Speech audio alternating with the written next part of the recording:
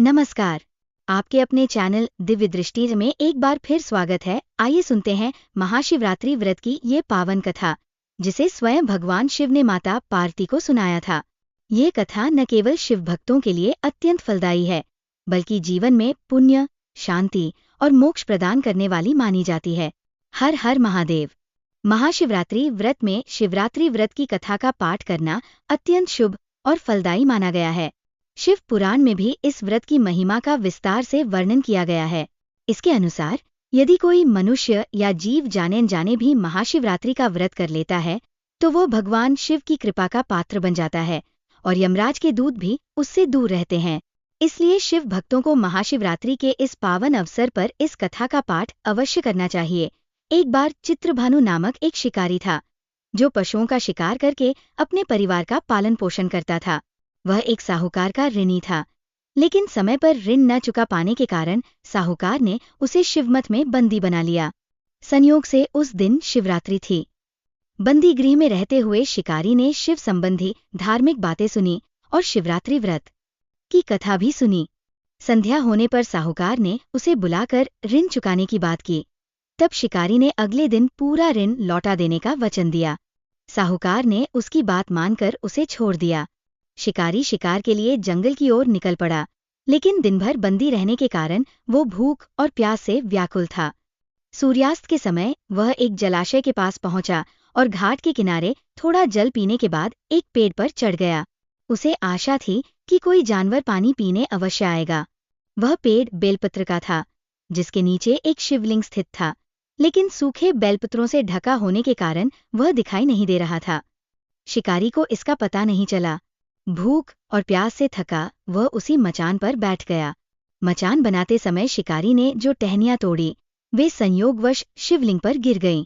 इस प्रकार बिना किसी संकल्प के ही उसका व्रत हो गया और शिवलिंग पर बेलपत्र अर्पित हो गए। रात्रि का पहला पहर बीतने के बाद एक गर्भवती मृगी तालाब पर पानी पीने आई। शिकारी ने धनुष पर तीर चढ़ाकर जैसे ही प्रत्यंचा खींची, उसके हाथ के धक्के से कुछ पत्ते और पानी की बूंदें शिवलिंग पर गिर गईं। अनजाने में ही उसकी पहली प्रहर की पूजा संपन्न हो गई। मृगी ने विनती की कि वह गर्भवती है और शीघ्र ही प्रसव करेगी। उसने कहा कि एक साथ दो जीवों की हत्या करना उचित नहीं होगा। उसने वादा किया कि बच्चे को जन्म देकर तुरंत शिकारी के सामने आ जाएगी, तब वह उसे मार सकता है। शिकारी ने उसकी बात सुनकर धनुष की प्रत्यंचा ढीली कर दी और मृगी झाड़ियों में लुप्त हो गई। कुछ ही देर बाद एक और मृगी वहां से गुजरी। शिकारी की प्रसन्नता का ठिकाना न रहा। जैसे ही वो समीप आई, उसने धनुष पर बाण चढ़ाया। संयोगवश कुछ बेलपत्र नीचे गिरकर शिवलिंग पर अर्पित हो गए, जिससे अनायास ही उसकी दूसरे प्रहर की पूजा भी संपन्न हो गई। मृगी ने विनम्रतापूर्वक निवेदन किया कि वह अभी अभी ऋतु से निवृत्त हुई है और अपने प्रिय की खोज में भटक रही है। उसने आग्रह किया कि वह अपने पति से मिलकर शीघ्र ही लौट आएगी। शिकारी ने उसे भी जाने दिया। 2 बार शिकार हाथ से निकल जाने के कारण वह चिंता में पड़ गया। रात्रि का अंतिम पहर बीतने को था, तभी एक अन्य मृगी अपने बच्चों के साथ वहां से गुजरी। शिकारी ने धनुष पर तीर चढ़ाया और छोड़ने ही वाला था कि मृगी बोली कि वह अपने बच्चों को उनके पिता के हवाले कर तुरंत लौट आएगी, इसलिए इस समय उसे न मारा जाए। शिकारी हंसा और बोला कि सामने आए शिकार को छोड़ने की मूर्खता वह नहीं करेगा। उसने कहा कि पहले ही 2 बार शिकार खो चुका है और उसके बच्चे भूख प्यास से तड़प रहे होंगे। मृगी ने उत्तर दिया कि जैसे उसे अपने बच्चों की चिंता है, वैसे ही उसे भी अपने शावकों की चिंता हो रही है।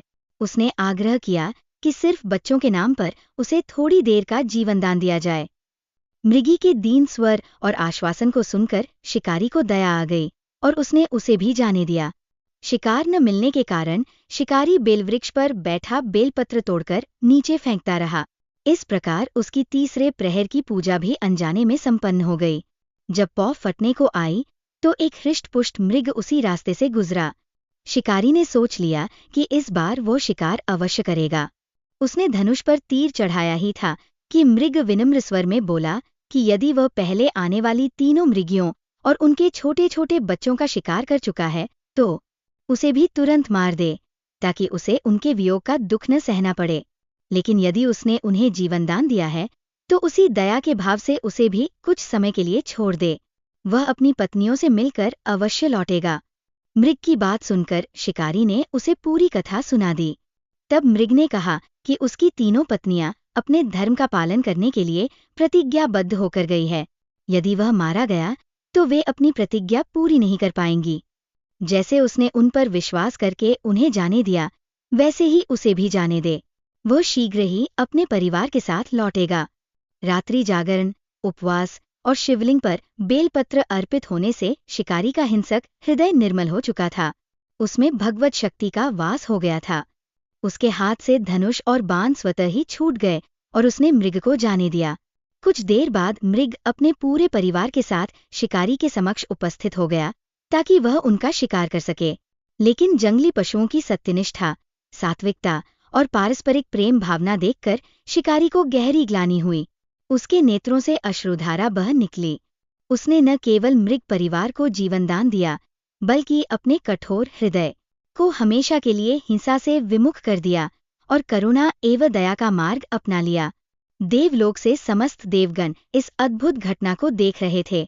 शिकारी के हृदय परिवर्तन से प्रसन्न होकर भगवान शंकर ने तुरंत अपने दिव्य स्वरूप का दर्शन कराया और उसे सुख समृद्धि का वरदान दिया।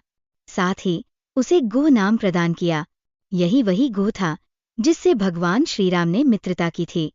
इस प्रकार महाशिवरात्रि पूजन की पौराणिक व्रत कथा पूर्ण हुई।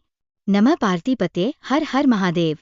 महाशिवरात्रि का व्रत करने से व्यक्ति के सभी पाप नष्ट हो जाते हैं और उसे पुण्य की प्राप्ति होती है।